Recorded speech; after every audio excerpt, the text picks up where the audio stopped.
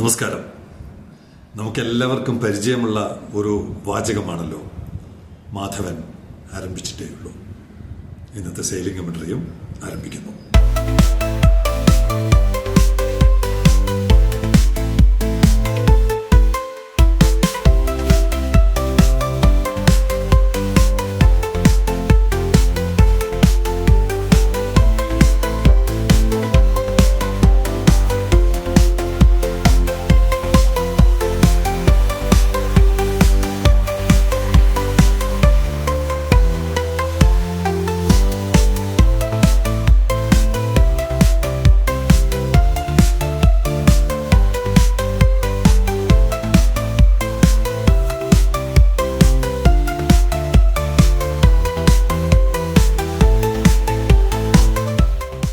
ഞാൻ ആദ്യമായി ഈ ആഗോള ചരക്ക് കൈമാറ്റത്തെക്കുറിച്ച് അതിൻ്റെ ഇൻട്രിക്കസീസ് അല്പമെങ്കിലും മനസ്സിലാക്കി തുടങ്ങിയത് പ്രശസ്തമായ ഒരു പുസ്തകമുണ്ട്. ഒരു മാധ്യമപ്രവർത്തകൻ എഴുതിയതാണ്, ദ വേൾഡ് ഇസ് ഫ്ലാറ്റ്.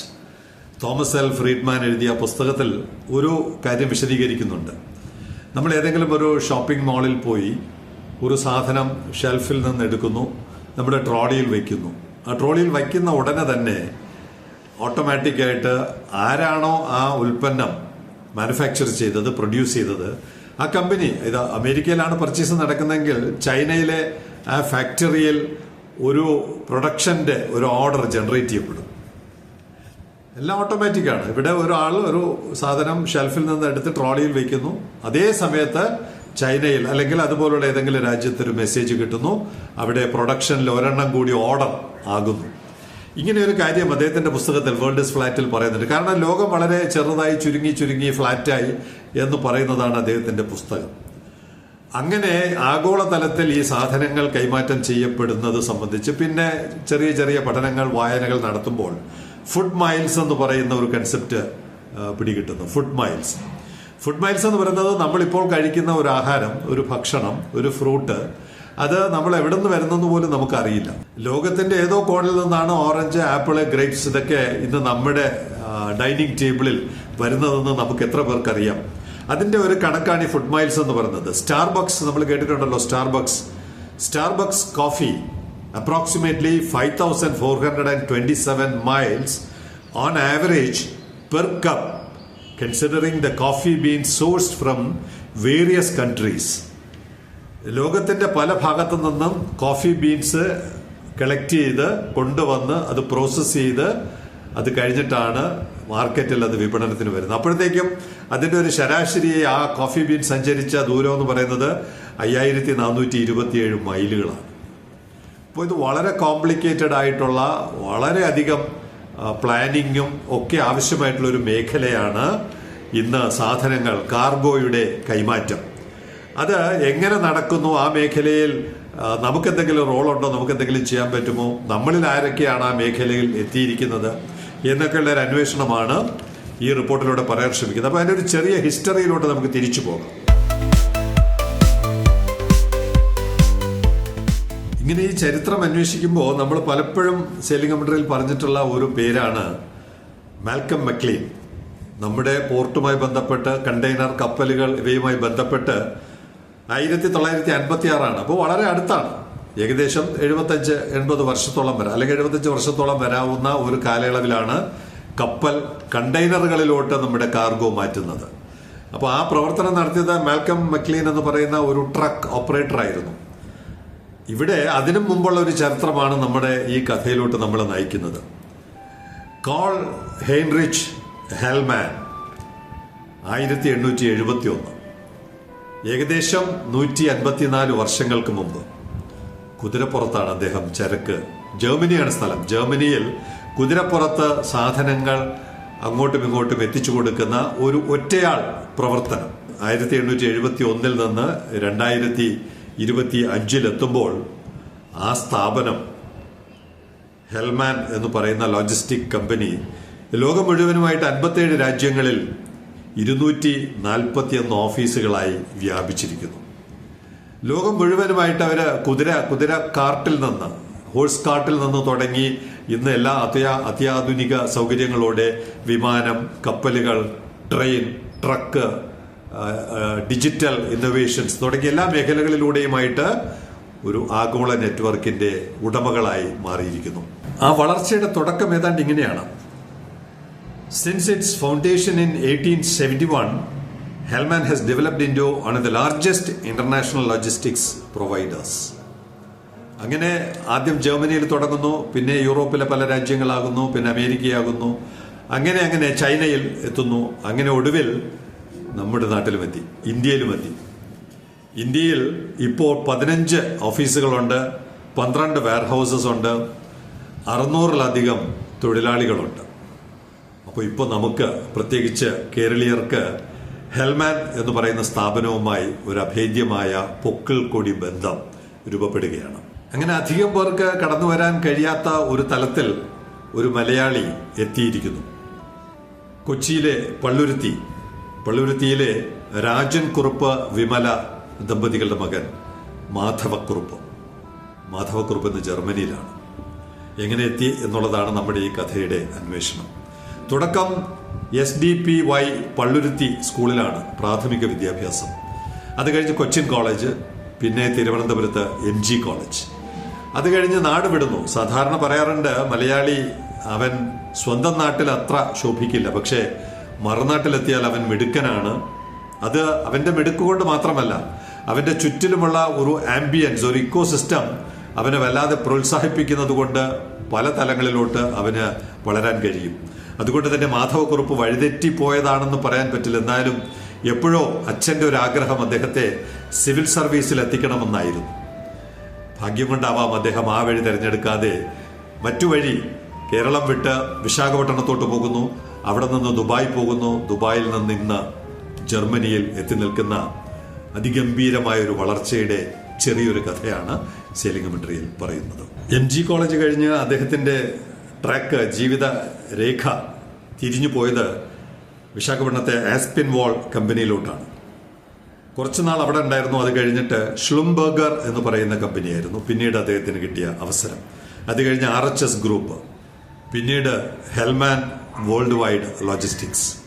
അവിടെ നിന്നാണ് പെട്ടെന്ന് അദ്ദേഹത്തിന്റെ വളർച്ച, അദ്ദേഹത്തിന്റെ പ്രൊഫഷണലിസം കൂടുതൽ വരുന്നത് അവിടെയാണ്. അപ്പോൾ അവിടെ വെച്ചുകൊണ്ട് അദ്ദേഹത്തിന് കിട്ടുന്ന അംഗീകാരം എന്ന് പറയുന്ന ആദ്യം മിഡിൽ ഈസ്റ്റിന്റെ ചാർജായിരുന്നു, പിന്നെ മിഡിൽ ഈസ്റ്റ് ആഫ്രിക്കയുടെ ചാർജായി. ഏറ്റവും ഒടുവിൽ അദ്ദേഹത്തിനെ കുറിച്ച് ഉള്ള അംഗീകാരം ഇങ്ങനെയാണ് വരുന്നത്: Madhav Kurup takes charge as global COO of Hellman world wide logistics. This marks A significant milestone as the first non-German appointed to a global C-suite role at Hellman. അവിടെയാണ് ഒരു പ്രത്യേകത വരുന്നത്. ആദ്യമായിട്ടാണ് 1871 തുടങ്ങിയ ഒരു സ്ഥാപനം.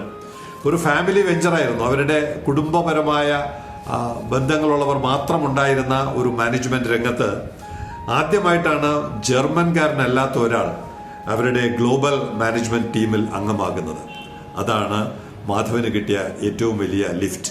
അങ്ങനെയാണ് അദ്ദേഹം ദുബായ്, മിഡിൽ ഈസ്റ്റ്, ആഫ്രിക്ക ആ പോർട്ട്ഫോളിയോയിൽ നിന്ന് ഒരു പുതിയ ലെവലിലോട്ട്, ഒരു മാനേജ്മെന്റ് വളർച്ചയിലോട്ട് അദ്ദേഹം എത്തിച്ചേർന്നിരിക്കുന്നത്.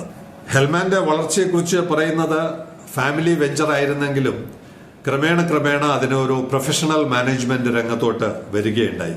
ഇപ്പം ഏറ്റവും ഒടുവിൽ 4ാം തലമുറ, ഹെൽമാൻ ഫാമിലിയിലെ 4ാം തലമുറയിൽപ്പെട്ട ജോസ് ഹെൽമാൻ, ക്ലോസ് ഡേട്രിച്ച് ലാസ്, അവരാണ് ഷെയർ ഹോൾഡേഴ്സ് എന്നുള്ള നിലയ്ക്ക് കമ്പനിയെ ഇപ്പോൾ നയിക്കുന്നത്. അവരുടെ കീഴിൽ ലോകം മുഴുവനുമായിട്ട് പല ഡിവിഷൻസ് ഉണ്ട്. എയർ ഫ്രൈറ്റ് ഉണ്ട്, സീ ഫ്രൈറ്റ് ഉണ്ട്, പ്രോജക്ട് കാർഗോ ഉണ്ട്, അല്ലാതുള്ള പലതരം കാർഗോകളുണ്ട്. ഇങ്ങനെ ഏകദേശം 20 മില്യൺ ഷിപ്മെന്റ്സ് ആണ് ഒരു വർഷം ഇപ്പോൾ അവര് കൈകാര്യം ചെയ്യുന്നത്. ഏകദേശം 3.5 ബില്യൺ യൂറോയുടെ വ്യാപാരം, കച്ചവടം, വിക്രയം കഴിഞ്ഞ വർഷം രേഖപ്പെടുത്തിയതായി അവരുടെ വെബ്സൈറ്റ് പറയുന്നു. മാധവന്റെ കഥയിൽ ഇടയ്ക്ക് ഒരു ഇടവേള ഉണ്ടാകാറ് പതിവാണ്. പക്ഷെ നമ്മുടെ മാധവന്റെ കഥയിൽ ഒരു വഴിത്തിരിവാണ്. നമ്മൾ ഇത്രയും നേരം പറഞ്ഞത് ഒരു പ്രൊഫൈലാണ്. ഒരു പ്രൊഫഷണൽ രംഗത്ത് വളർന്ന, ലോകരംഗത്ത് എത്തി നിൽക്കുന്ന ഒരു മലയാളിയുടെ ഒരു പ്രൊഫൈലാണ് നമ്മൾ ഇത്രയും നേരം പറയാൻ ശ്രമിച്ചതെങ്കിൽ, ഇനി അത് നമ്മളെ എങ്ങനെയാണ് ബന്ധപ്പെടുന്നത് എന്നുള്ളതാണ്. ആഗോള കമ്പനിയാണെന്ന് പറഞ്ഞല്ലോ. ഹെൽമാൻ എന്ന് പറയുന്നത് ഒരു പക്ഷേ നാളെ നമ്മുടെ നാട്ടിൽ വരാം, ഒരു പക്ഷേ അല്ല, തീർച്ചയായിട്ടും നമ്മുടെ തുറമുഖത്ത് ട്രിവാൻഡ്രം പോർട്ടിൽ വരാവുന്ന ഒരു കമ്പനി തന്നെയാണ്. Approximately 1.7 billion tons of goods are transported in shipping containers world wide annually. ഒരു വർഷം കൈകാര്യം ചെയ്യപ്പെടുന്ന കണ്ടെയ്നറുകളുടെ കണക്കാണ് ഇതെങ്കിൽ the global freight transport market size was valued at $36.32 billion in 2024 and is expected to grow from $40.46 billion in 2025, the current year, to reach $95.96 billion by 2033. നമ്മുടെ catchment സമയം growing at a CAGR, compounded annual growth rate എന്ന് പറയും, of 11.4% during the forecast period 2025 to 2033. ഇതാണ് നമ്മുടെ പ്രിയപ്പെട്ട വിഷയം. നമ്മുടെ മേഖലയാണ്, നമ്മുടെ കാലമാണ്, നമ്മുടെ സമയമാണ് ഇനി വരുന്നത്. ആ സമയത്ത് മാധവന് നമ്മളെ സഹായിക്കാൻ പറ്റുമോ? ഇതാണ് നമ്മുടെ ചിന്ത, നമ്മുടെ ആഗ്രഹം. അതിന് അദ്ദേഹത്തിന്റെ ദുബായ് പശ്ചാത്തലം, ദുബായ് ബന്ധങ്ങൾ, മിഡിൽ ഈസ്റ്റ് ബന്ധങ്ങൾ, അദ്ദേഹത്തിന് ഇന്ത്യയെക്കുറിച്ചും ഇന്ത്യയുടെ കാർഗോയെക്കുറിച്ചും നല്ല ധാരണയുണ്ട്. എങ്ങനെയാണ് ഇന്ത്യ വളരുന്നത്, ഇൻവെസ്റ്റ്മെന്റ് എങ്ങനെയാണ്, ആഗോളതലത്തിൽ ഇന്ത്യ എങ്ങനെ എലവേറ്റ് ചെയ്യപ്പെടുന്നു, നേരത്തെ ഉണ്ടായിരുന്ന പട്ടികയിൽ ഇല്ലായിരുന്ന ഇന്ത്യ പുതിയ ലോകക്രമത്തിൽ എങ്ങനെ കടന്നു വരുന്നു തുടങ്ങിയവയെല്ലാം ഏകദേശം അദ്ദേഹത്തിന് ഇപ്പോൾ മനഃപ്പാഠമാണ്. ദുബായിൽ ഇരുന്നു കൊണ്ട് പഠിച്ചുകൊണ്ട് അദ്ദേഹം ജർമ്മനിയിലിരുന്ന് ഈ പുതിയ പദ്ധതിയെ ആഗോളതലത്തിൽ നയിക്കുവാൻ, അതിൻ്റെ sea freight, air freight, project cargo വിഭാഗത്തിന്റെ ഹെഡായി ലോകം മുഴുവൻ വളർന്നുകൊണ്ടിരിക്കുന്ന ഒരു പ്രൊഫഷണലായി നമ്മുടെ മുമ്പിൽ നിൽക്കുകയാണ്. അദ്ദേഹത്തിന്റെ കുടുംബം ദുബായിലാണിപ്പോഴും. ഭാര്യ സാച്ചി, മകൾ ഐശ്വര്യ. ഷട്ടിലാണ് അദ്ദേഹം. ദുബായ് ജർമ്മനി ഷട്ടിൽ സർവീസിലൂടെയാണ് ഈ പുതിയ ഉത്തരവാദിത്വം നിർവഹിച്ചുകൊണ്ടിരിക്കുന്നത്. അങ്ങനെ ഒരു പുതിയ ആഗോളതലത്തിൽ പ്രവർത്തിക്കുന്ന ലോജിസ്റ്റിക് രംഗത്ത്, കപ്പൽ രംഗത്ത്, വിമാന രംഗത്ത്, ചരക്കിന്റെ രംഗത്ത് ഇത്രയധികം അനുഭവ പരിജ്ഞാനമുള്ള ഒരു വ്യക്തി സെലിംഗ് അവസാനിപ്പിക്കുമ്പോൾ അല്പം ഖേദത്തോടെ പറയട്ടെ, അദ്ദേഹത്തെ നമ്മുടെ വിഴിഞ്ഞം കോൺക്ലേവിൽ ക്ഷണിച്ചില്ല, അദ്ദേഹം ക്ഷണിക്കപ്പെട്ടില്ല. ഇതാണ് നമുക്ക് ഈ കഥയുടെ ഒടുവിൽ ഒരു നൊമ്പരമായി, ഒരു വേദനയായി അനുഭവപ്പെടുന്നത്. എങ്കിലും മാധവൻ ആരംഭിച്ചിട്ടേ ഉള്ളൂ എന്നുള്ള ഒരു വലിയ പ്രതീക്ഷയുണ്ട്. ദുബായ് മിഡിൽ ഈസ്റ്റ് ജർമ്മൻ യാത്രക്കിടയിൽ ആഗോളതലത്തിൽ ലോജിസ്റ്റിക്സ്, കാർഗോ കൈകാര്യം ചെയ്യുന്നതിനിടയ്ക്ക് സ്വന്തം നാടിനെയും സ്വന്തം ഗ്രാമത്തെയും ഒക്കെ വളർത്താൻ അദ്ദേഹത്തിന് ആഗ്രഹമുണ്ടാകും. അങ്ങനെ ഇന്ത്യയും കേരളവും ട്രിവാൻഡ്രം പോർട്ടും അതിലൂടെ കേരളം മുഴുവനും വളർത്തുവാൻ അദ്ദേഹത്തിന്റെ അറിവും അനുഭവവും ഉപകാരപ്പെടട്ടെ എന്ന് നമുക്ക് പ്രതീക്ഷിക്കാം.